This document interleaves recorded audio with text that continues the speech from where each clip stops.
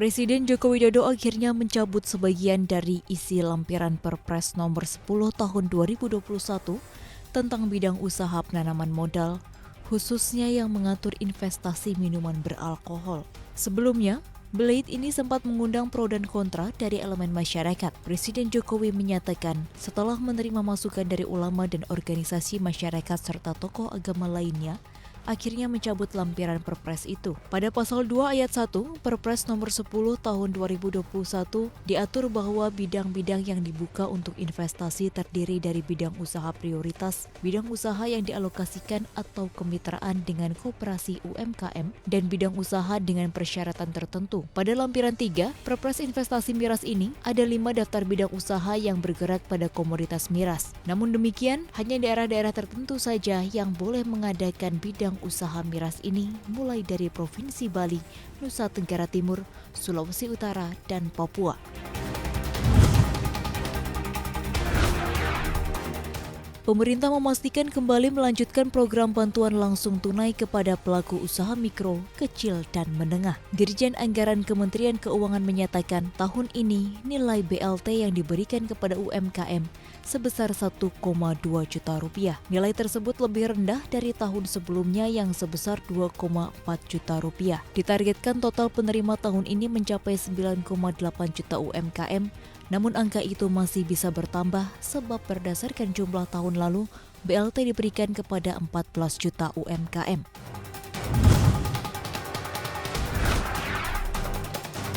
Sebanyak 27 badan usaha milik negara kini diawasi Komisi Pemberantasan Korupsi. KPK dan BUMN menaikkan perjanjian terkait penanganan pengaduan dalam upaya pemberantasan tindak pidana korupsi melalui whistleblowing sistem terintegrasi. Menteri BUMN, Erick Thohir, membawa 27 perusahaan plat merah tersebut bekerja sama dengan KPK untuk memberantas korupsi. Namun menurut Erick, jumlah itu belum cukup. Erick menargetkan seluruh BUMN di bawah klaster harus ikut menggandeng KPK untuk memberantas korupsi di perusahaan plat merah. Erick mengaku kaget mengetahui banyaknya jajaran pejabat BUMN yang tersandung kasus korupsi. Bahkan saat pertama kali menjabat pada akhir 2019, Erick mengungkap ada 159 kasus hukum di bawah kementeriannya. Dari jumlah itu sebanyak 53 orang dinyatakan sebagai tersangka.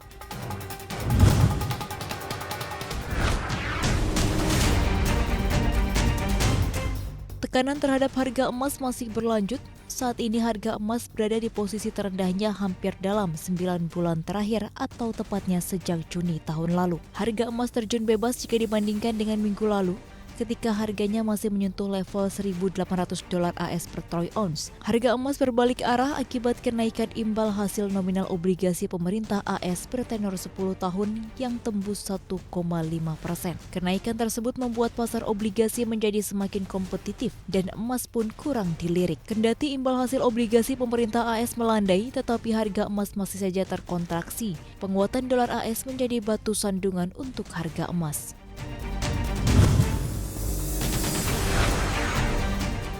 SoftBank Corporation melalui Z Holding akan menyiapkan dana 500 miliar yen atau sekitar 66,97 triliun rupiah. Dana tersebut akan digunakan untuk mempekerjakan sekitar 5.000 insinyur ahli kecerdasan buatan selama 5 tahun sesuai jangka waktu penyelesaian merger. Harapannya, merger bisa mengembalikan dana investasi yang digelontorkan, bahkan dapat mendatangkan pendapatan mencapai 2 triliun yen atau 266 triliun rupiah dan laba sebesar 225 miliar yen atau 29,92 triliun rupiah pada 2023. Tak hanya itu, investasi ini juga diharapkan mampu mengangkat pangsa pasar Z Holdings di Jepang.